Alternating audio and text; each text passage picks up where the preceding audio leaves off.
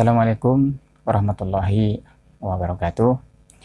Bagaimana kabar teman-teman pada hari ini? Semoga selalu dalam keadaan sehat walafiat. Ketemu lagi dengan saya yang mencoba memberikan informasi yang informatif tentang masalah-masalah yang ada di masyarakat, khususnya mengenai masalah-masalah hukum.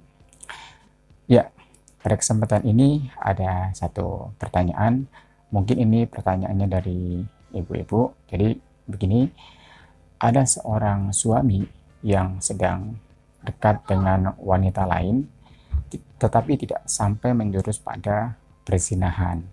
Apakah itu dapat dipidana? Memang di situ tidak dijelaskan kedekatannya seperti apa, apakah sering telepon atau sering WA atau sering SMS atau mungkin jalan bareng atau ngobrol bareng memang tidak ceritakan, tapi memang pada intinya bahwa kedekatannya tidak sampai menjurus sampai pada perzinahan. Apakah itu dapat dipidana atau tidak? Baik, terima kasih. Kalau seperti itu, saya akan mencoba menjelaskan definisi zina menurut KUHP atau Kitab Undang-Undang Hukum Pidana. Itu di dalam pasal 284. Dijelaskan bahwa apakah yang dimaksud dengan zina.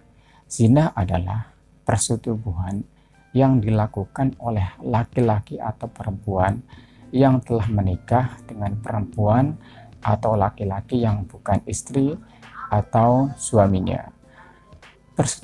Persetubuhan tersebut dilakukan atas dasar suka sama suka dan tidak merupakan paksaan dari salah satu pihak.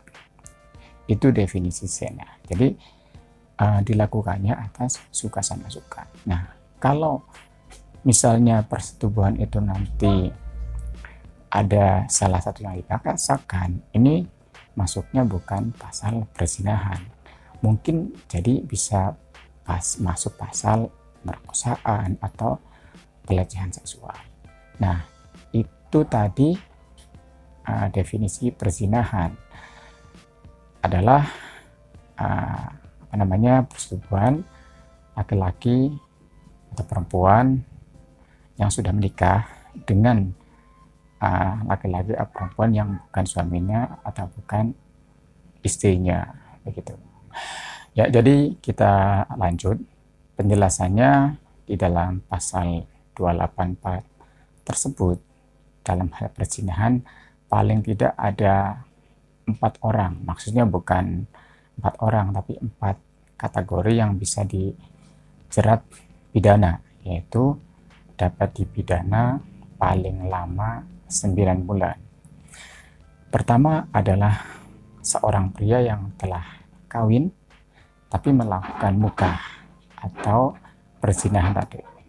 Padahal diketahuinya bahwa dia tunduk pada pasal 27 BW. Pasal 27 BW itu menyebutkan bahwa pada waktu yang sama seorang laki-laki hanya boleh terikat perkawinan dengan satu orang perempuan saja dan seorang perempuan hanya dengan satu laki-laki saja. Pertama itu yang akan bisa dikenakan pidana yaitu laki-laki yang sudah menikah yang melakukan perzinahan.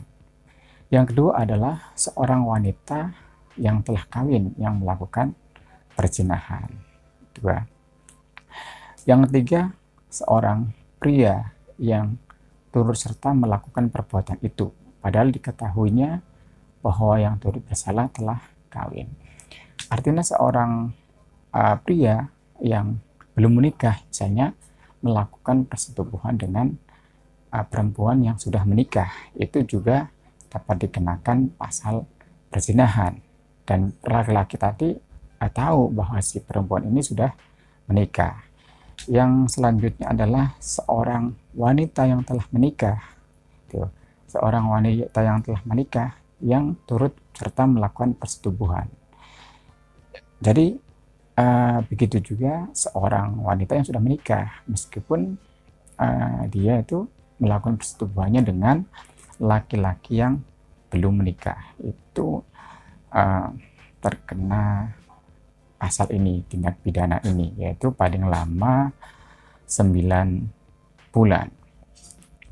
Jadi ya, dari penjelasan tersebut dapat disimpulkan bahwa orang yang dapat dijerat pidana itu adalah orang yang memang sudah melakukan persetubuhan dengan meskipun dengan wanita yang belum menikah, kalau suaminya laki-lakinya sudah menikah. Begitu juga sebaliknya. Jadi pada kasus ini tadi ditanyakan bahwa kedekatannya itu belum sampai kepada perzinahan. Ketika belum ada sampai perzinahan, di dalam KUHP ini belum bisa dituntut secara pidana karena tidak masuk definisi ini dan tidak ada bukti bahwa dia melakukan perzinahan gitu. Ya, meskipun seperti itu, seorang suami yang sudah beristri tapi melakukan pendekatan atau dekat seorang wanita yang wanita lain, ini tentu sangat menyakiti hati istrinya. Nah, ini kalau seperti itu bisa jadi tujuan menikah itu tidak tercapai itu seorang suami tersebut. Karena tujuan menikah itu apa?